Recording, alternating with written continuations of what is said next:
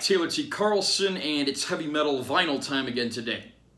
A few weeks ago, I paid another visit to my buddy Joey over at Record City, and needless to say, I never leave the place empty-handed. I guess that's one of my greatest weaknesses.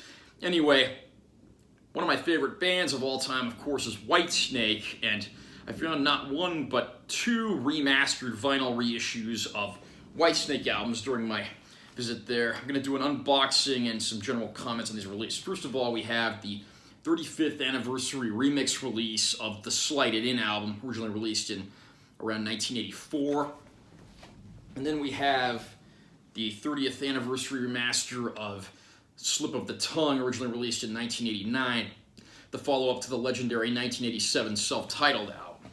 So, I love vinyl, I love Whitesnake, I love remastered reissues. Let's take a look at these releases and see how they stack up. We'll start off with Slighted In because that came out first. So here's our cover art. Got the old snake logo, which they disappointingly stopped using after this album.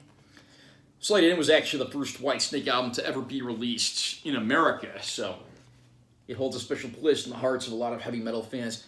Split across two discs because it's mastered at 45 RPM instead of the usual 33 1/3. You can see what's on each disc there. Has the 10 original tracks from the album plus one additional track, Need Your Love So Bad. I believe that was like a non-album B-side. And then all your production information and so forth down there. Got our inner gatefold here. Got a list of the band members. This album's original UK release, the lineup consisted of David Coverdale, Mel Galley, John Lord, Mickey Moody, Colin Hodgkinson, and Cozy Powell.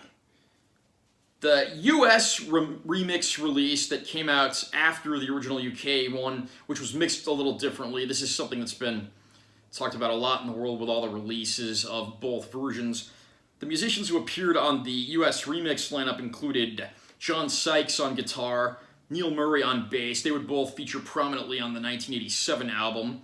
And then Bill Cuomo on keyboards. Not totally sure how to pronounce that. Cuomo. And then got original credits, and then there's a dedication down here for John, Cozy, and Mel. So half the original band that played on the UK release of this album is no longer with us, which is a damn shame. Mel Galley, of course, previously in the band Trapeze prior to this, and John Lord played with David Coverdale in Deep Purple. Got our lyrics on that side. Now I'll take a look at the actual records. And they have these packaged in those black plastic paper hybrid sleeves. And here's our first disc. On that side, got the artwork from the cover of the album. And then on this side, which is the second side of this record, you got all the track list, playing information, the RPM for the record. And then on our second record, since like I said, they split this across two records and mastered it at 45 RPM. On this side again, you got the Slighted In cover art, which is the first side for this record. And then other side, once again, you have your track list and your RPM for the album. And they actually did a pretty thorough job with that inner gatefold and all the information that was contained there. Like I said, Whitesnake's first album to be released in America was Slighted In.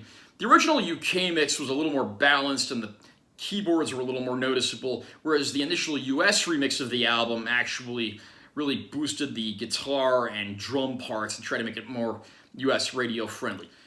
They also had Neil Murray re-record all of Colin Hodgkinson's bass parts, and the US version of the album, there's also a few other little subtle differences. One of the major differences was with John Sykes on the album. He recorded some extra noise guitar parts. These are really noticeable in the US release of the song Slow and Easy.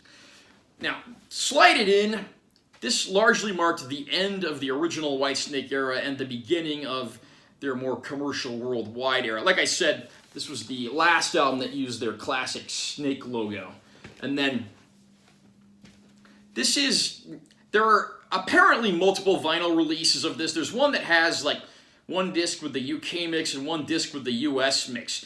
This just has one mix of the album, which is the new 35th anniversary remix.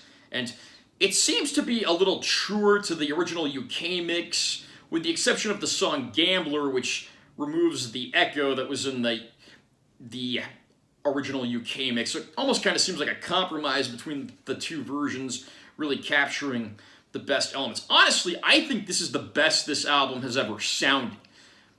The big thing I really noticed from the get-go, Cozy Powell's drums are very powerful in this mix. He was one of the greatest of his kind, and glad to see his parts done justice on this release. This album, of course, had a lot of Whitesnake classics on it. You got the title cut slided in, Slow and Easy, Love Ain't No Stranger, Guilty of Love, Gambler, Standing in the Shadow. This might be my favorite Whitesnake album, and that's no small claim. It's where they did largely get away from the old early bluesier rock sounds and went for a more heavy metal-oriented sound, and that certainly commercialized a little more in the years that would follow. Then we had the 1987 album, which unfortunately I don't own on vinyl yet, but if I buy a vinyl release of that, I'll certainly be covering it on my channel. Now we move on to Slip of the Tongue, the 1989 album, which of course has a completely different lineup than the ones that came before it, because David Coverdale supposedly fired all the musicians. It says right here, 30th Anniversary Remaster. And oddly enough, it's actually these musicians you see in the music videos for the songs from the 1987 album. Right here we got a picture of our band that played on this record. On here, of course, Coverdale on vocals, Steve Vai on guitar, who had, of course, previously played with David Lee Roth's solo band. And then Adrian Vandenberg on guitar, who had previously been a guest on the 1987 album.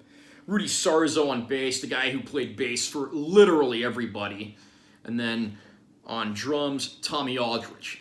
This was the third group to feature the Aldridge-Sarzo rhythm section, the first ones being Ozzy Osbourne's band and Mars, aka Project Driver.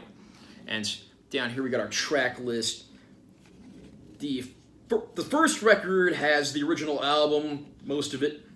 Second record, first two tracks are the last two tracks on the original album, then the rest of it is bonuses. Now, the hits on this album include songs like Slip of the Tongue, Kitten's Got Claws, Cheap and Nasty, Judgment Day, Now You're Gone, The Deeper the Love, and a re-recorded version of Fool for Your Lovin', which they'd originally recorded about 10 years prior on one of their earlier, more bluesy sounding albums.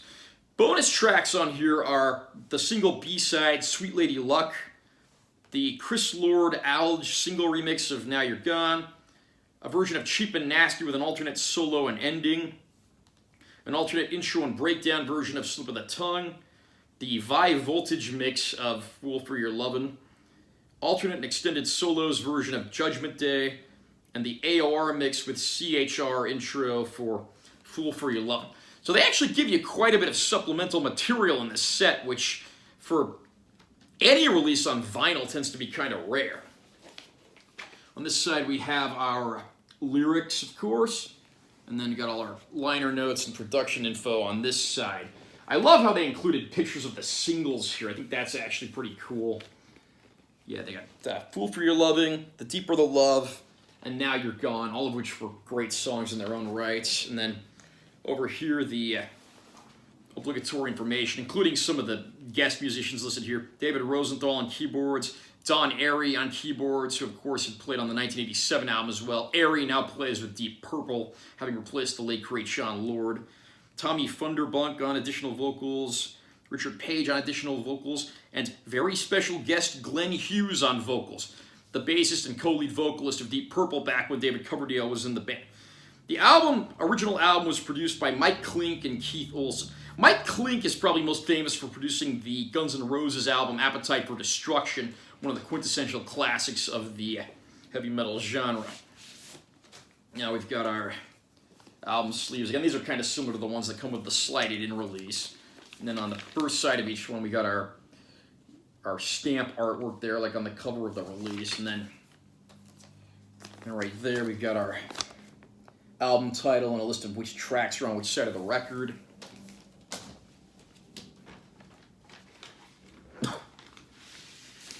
Then pretty much the same deal on the second record. Got our stamp art on that side, and then a list of the tracks on that side. I'm especially satisfied to see how much bonus material they put on this record, not to mention the beautifully designed gatefold. You were going to be fighting an uphill battle following up the 1987 Whitesnake album, no matter what you did, but I think David Coverdale and the boys certainly delivered here, and it's almost a shame this album has to live in the shadow of its predecessor. I don't know that this album is quite as good as that album, but it's pretty damn close. Again, I do prefer the Slighted In album to either one of those, but no denying what you get here is good.